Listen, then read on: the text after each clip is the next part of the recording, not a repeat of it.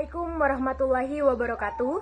Kami dari kelompok 1 kelas C Program Studi Ekonomi Syariah Institut Agama Islam Negeri Madura akan mempresentasikan hasil PowerPoint yang telah kami buat dengan judul Pengertian Ruang Lingkup, Peranan dan Manfaat Logika. Baik, yang pertama yaitu pengertian logika yang akan dijelaskan oleh Maulida Yuniatin Zahro. Yang kedua, ruang lingkup logika akan dijelaskan oleh Khairul Anam. Dan yang ketiga, manfaat dan peranan logika yang akan dijelaskan oleh Rohmat Hidayat. Baik, berbicara tentang logika. Logika berasal dari kata Yunani kuno. Logos berarti hasil pertimbangan akal pikiran yang diutarakan lewat kata dan dinyatakan dalam bahasa.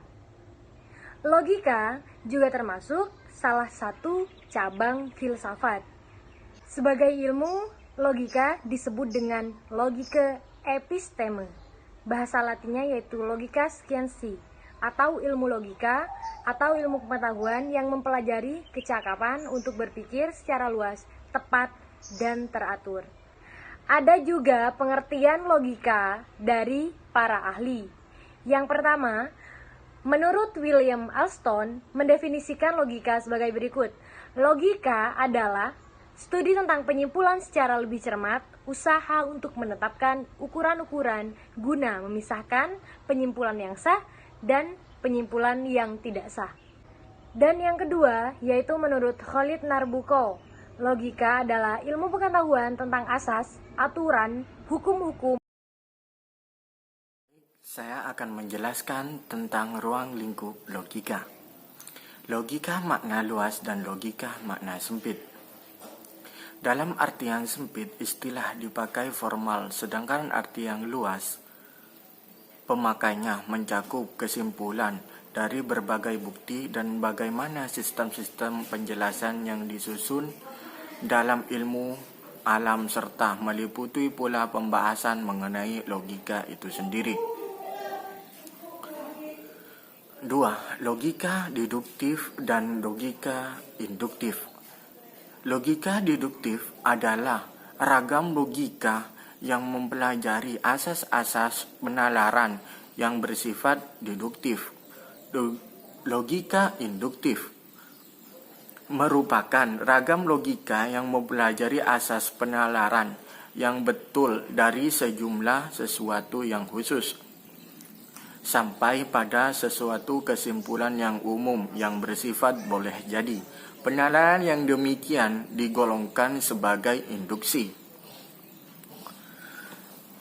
Logika formal dan logika material. Logika formal mempelajari asas, aturan, atau hukum-hukum yang berpikir yang harus ditaati agar orang dapat berpikir dengan benar dan mencapai kebenaran. Logika material.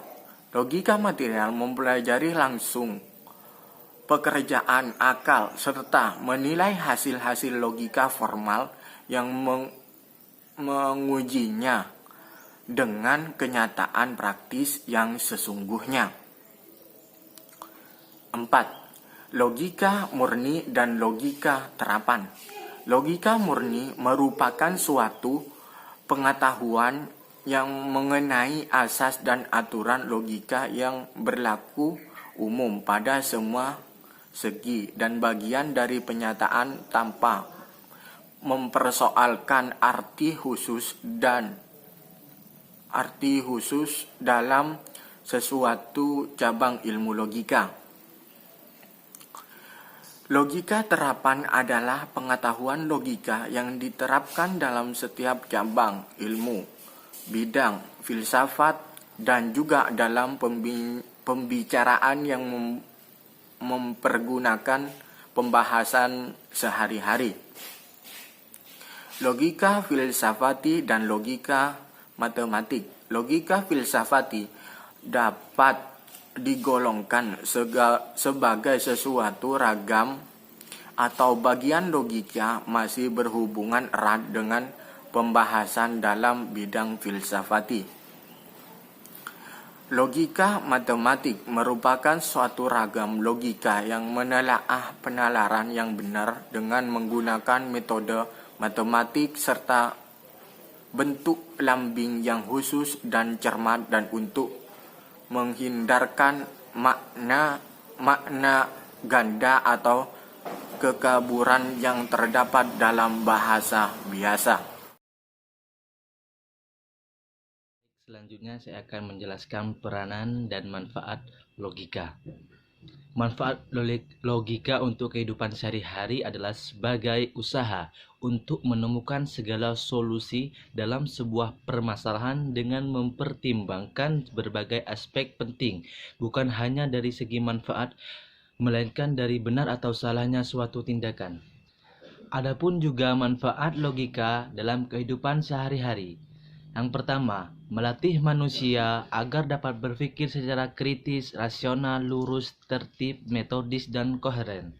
Yang kedua, meningkatkan kecerdasan dan kemampuan manusia dalam berpikir secara mandiri dan tajam. Yang ketiga, mendorong manusia untuk selalu berpikir secara sistematis. Yang empat, melatih kemampuan manusia untuk berpikir secara cermat, abstrak, dan objektif. Yang kelima, meningkatkan kemampuan manusia untuk melahirkan dan melakukan analisis terhadap suatu permasalahan. Yang keenam, meningkatkan kesadaran manusia akan pentingnya kebenaran sehingga menghindari kesalahan dan kesesatan dalam berpikir serta tidak mudah untuk pesimis. Yang ketujuh, membantu meningkatkan citra diri seseorang ketika dapat berpikir secara rasional, kritis, lurus, tertib, metodis, dan koheren. Mungkin itu saja yang dapat saya sampaikan,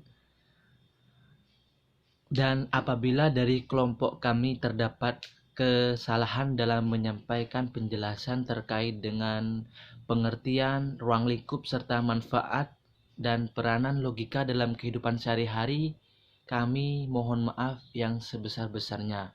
Billahi taufik wal hidayah. Wassalamualaikum warahmatullahi wabarakatuh.